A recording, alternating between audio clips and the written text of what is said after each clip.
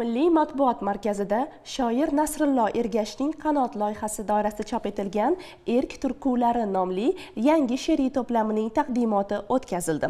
Unda shoir va yozuvchilar, adabiyot ixlosmandlari va yosh ijodkorlar ishtirok etdi. Tadbirda shoir Nasrullo Ergashning ijodiy faoliyati, uning she'rlaridagi o'ziga xoslik va yangi to'plamning mazmun mohiyati haqida so'z yuritildi. Tafsilotlar Sarvinoz Burxonova lavhasida. Shoir erk istab dunyoga keladi va erk izlab dunyodan o'tadi. Uning yoziqlari esa ruhning tan qafasi ichra talpinishlari, xayol osmonidagi ozod va muzaffar parvoziga o'xshaydi, deydi shoir Nasrullo Ergash. U bugungi davr ijodkorlar orasida o'ziga xos uslubga ega shoir. Uning she'rlarini o'qir ekansiz, ko'ngilda taskin uyg'otadigan bir nozik his paydo bo'ladi. Ushbu kitobni nomidan ham aytish mumkinki, leytmotivi, kredosi bu erk mavzusi. Erk mavzusi.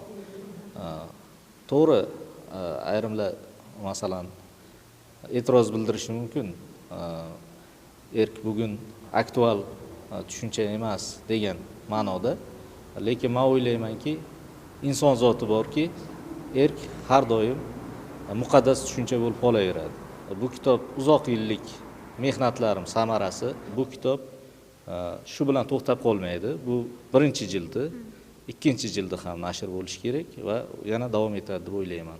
Bu 320 sahifadan iborat. Shoir inson yozishi kerak bo'lgan mavzular: erk, vatan, muhabbat, ona, shu kabi hech qachon o'lmaydigan mavzular asosan qalamga olingan. Taqdimotda so'z olganlar shoirning ijodiy faoliyati, she'rlari va ushbu to'plam haqida o'z fikrlarini bildirdi. Nasrullo Ergashni ijodi haqida gapiradigan bo'lsak, bir narsaga alohida e'tibor qaratishimiz kerak. Hali mana bu yerda tanqidchi ustozlarimiz, adabiyotshunos olimlarimiz ham aytishadi bu haqda. Nasrullo Ergashni she'riyatida keyingi paytlarda bizda o'zbek adabiyotida oqsab kelayotgan publisistik ruh shunday baravj ko'rinib turadi. Bu haqda biz aytishimiz kerak.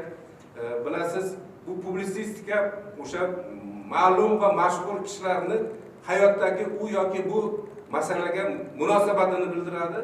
Lekin Nasrullo Ergash badiiy vositalar orqali mana shu munosabatini bildiradi. Erk haqida bo'ladimi? Birlik haqida bo'ladimi? O'sha turkiy birlik bo'ladimi? Yoki millat birligi haqida bo'ladimi? Ozodlik haqida bo'ladimi? Tilimiz qayg'usi bo'ladimi? Yoki kundalik bu bizga noxush bo'lgan voqeliklarga munosabat bo'ladimi? Shoir shu uyg'oq yuragi bilan bunga darhol javob berish kerak.